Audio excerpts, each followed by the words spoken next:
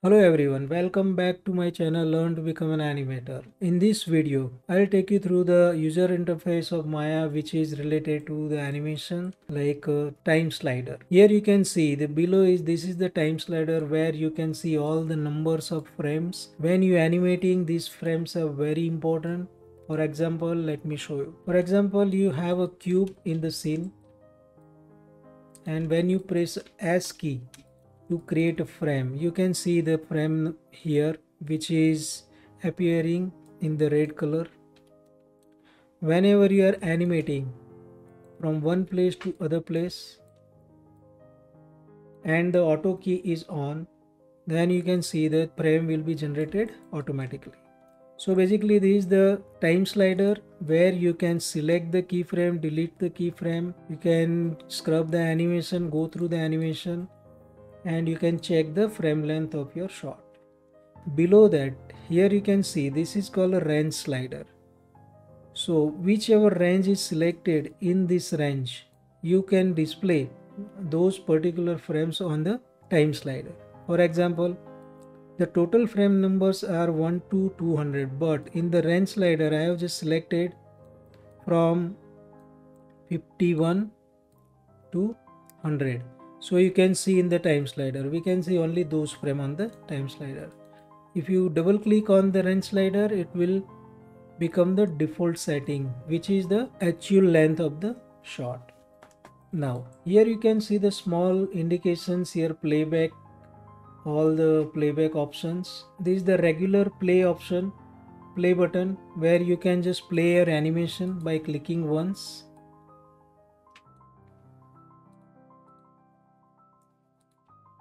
This is the reverse, you can just play it reverse, and you can see the orange color on this button. This is called next frame. You can just go to next frame and the previous frame.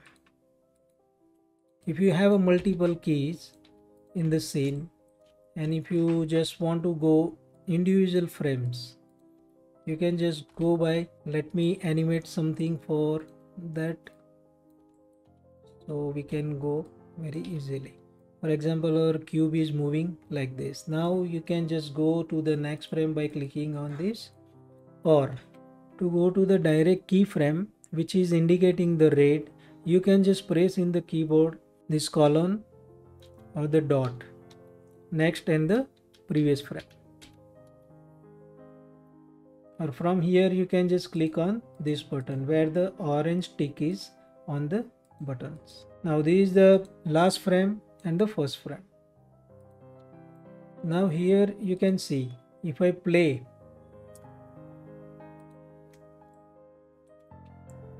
very quickly, just I am just creating one small animation like the cube is going from one place to other place.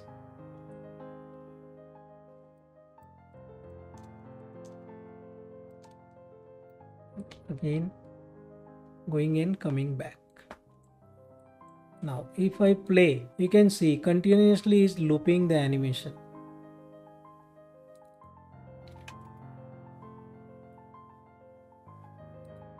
If I click on this button, here you can see the loop option. I just click on that once, it will play once and it will stop. The same way, if I just click here, so it will go back and the forward. It's not looping, but it's going reverse and forward, and not clicking on this, just it will loop. The whole animation will loop again and again. Next to this button, this is the called buffer animation. So when you have a very heavy shot and animation is not able to play directly, you can just click on this, so this whole animation will get cache and buffer, so that easily you can play and check your animation on the screen lively. So these were very basic about this time slider and the range slider, how you can work out with that. And let me show you a little bit about the how to create a keys, how to delete a keys and everything. To create a keys, you can just press S on the keyboard, so you can see the red mark appears on the timeline. That is the called the keyframes. Same thing, when you just create a key, the channel box will turn into the red. So whichever parameters here, the translate, rotate and scale, everything turns into the red. That means you have the keyframe on all the parameters. To delete the keys, you can just go to the particular keys and right click and delete the keys.